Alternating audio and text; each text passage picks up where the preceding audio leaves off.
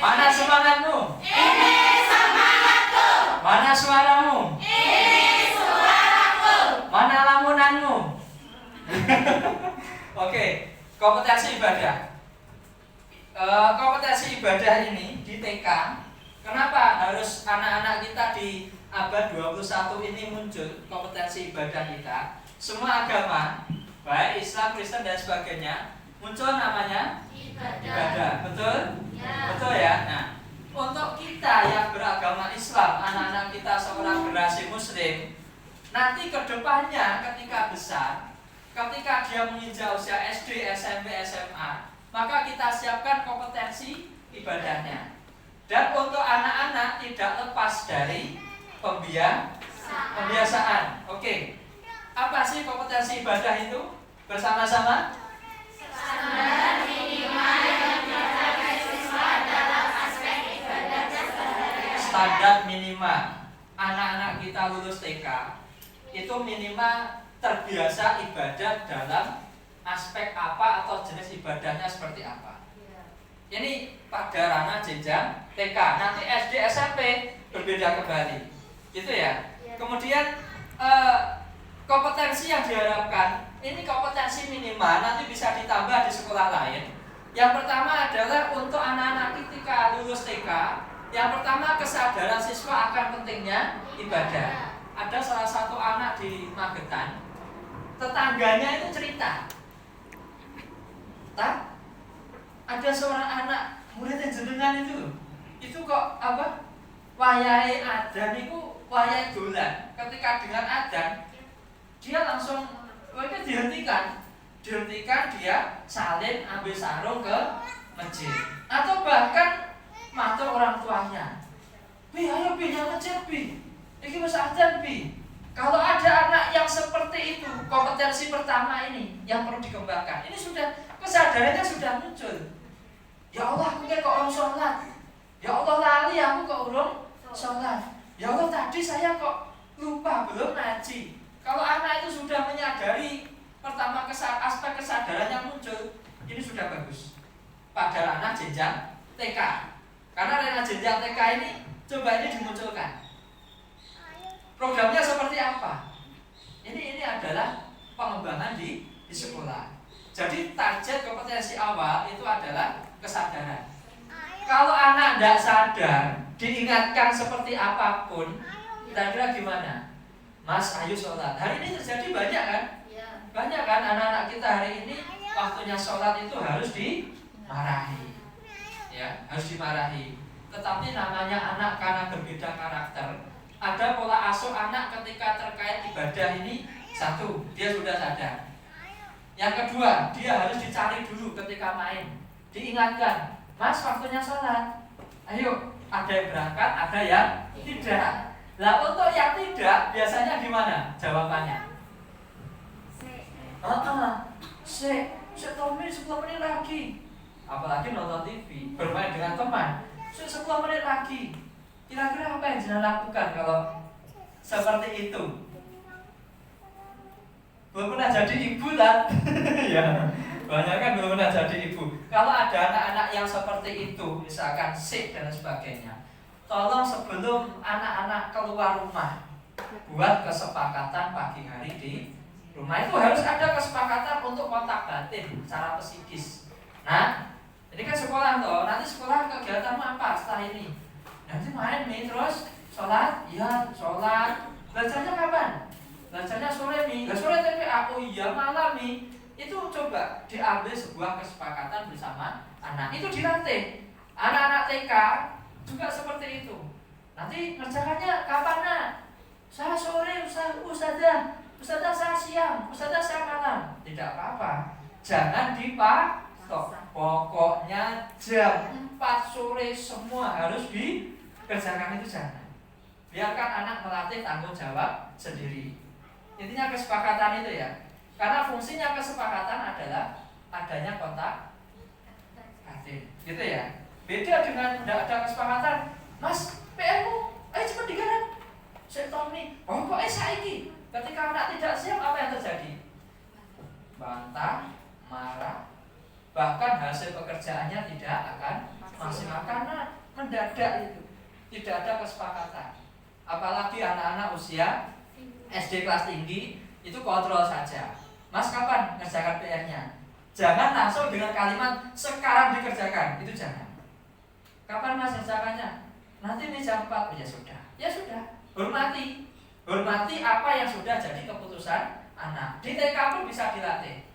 Ya. Di TK bisa dilatih. Kapan Mas ngerjakannya? Nanti jam 2. Belum tahu. Kalau belum tahu dipancing.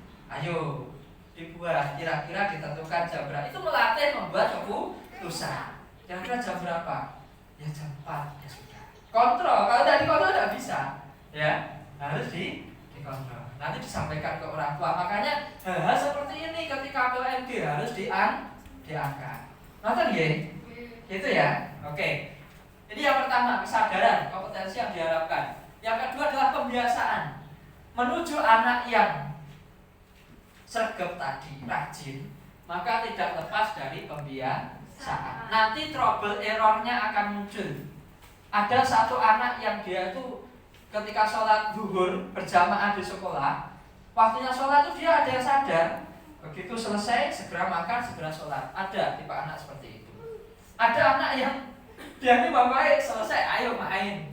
Dia tidak mikir, kudunya kita makan, setelah itu segera sholat, tidak mikir gitu. Pokoknya main.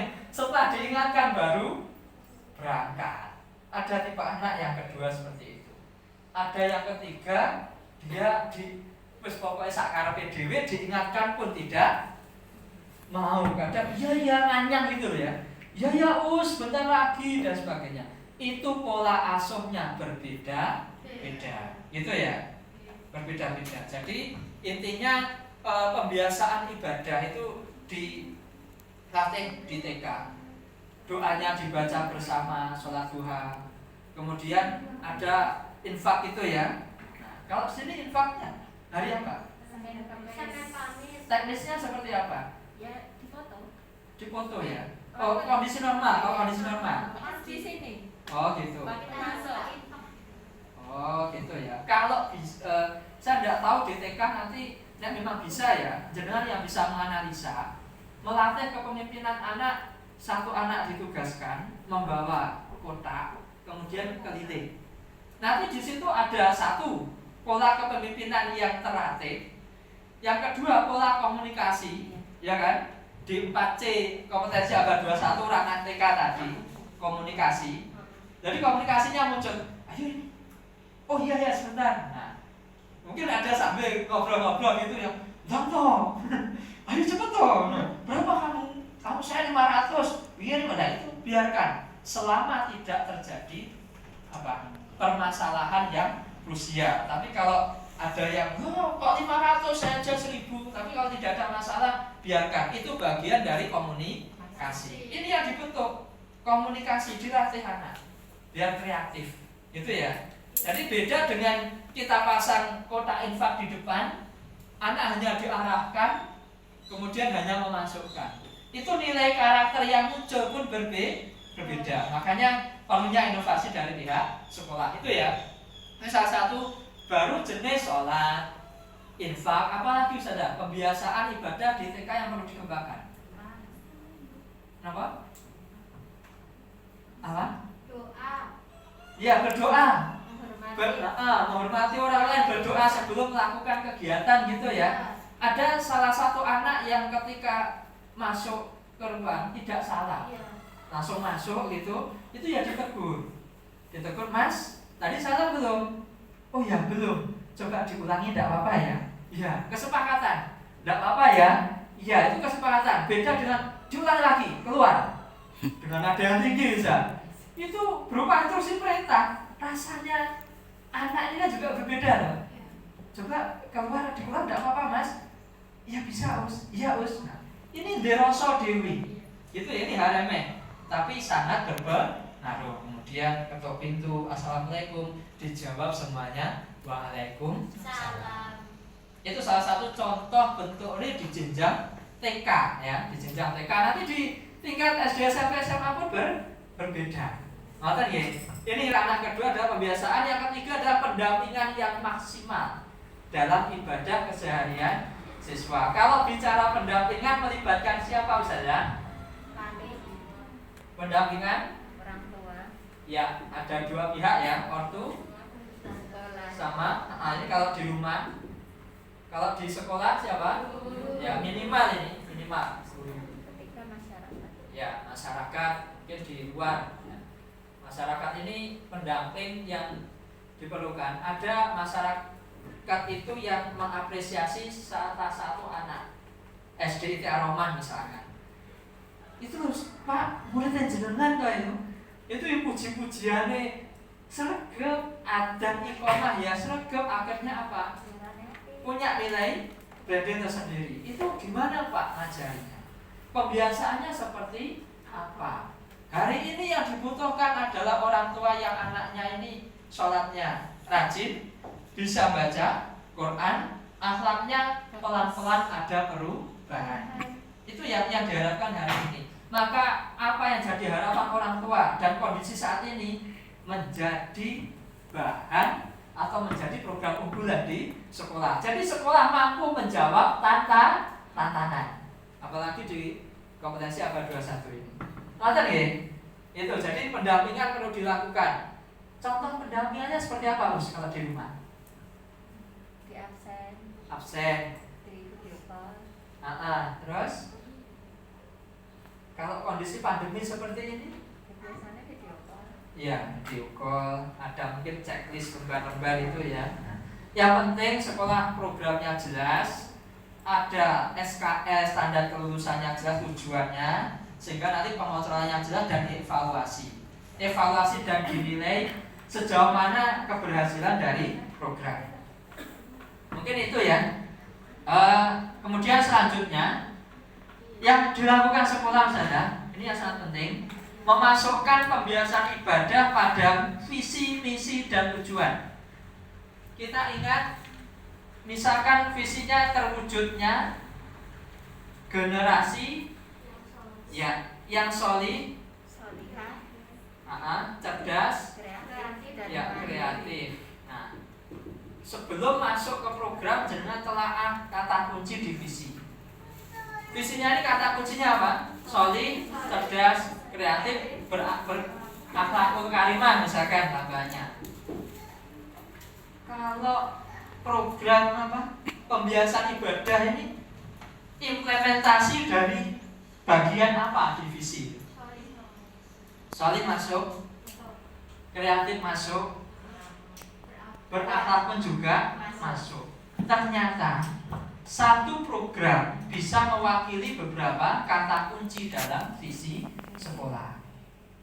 Makanya kalau buat program, Pak Punten nggih, kita jangan asal membuat, tetapi memang kita runtut ke atas antara visi, misi, dan program ini match, nyambung gitu loh nggih. Ya. Tidak usah banyak-banyak, sesuai dengan kemampuan kita yang terukur, yang bisa kita ukur. Kalau pengen banyak ya ada banyak.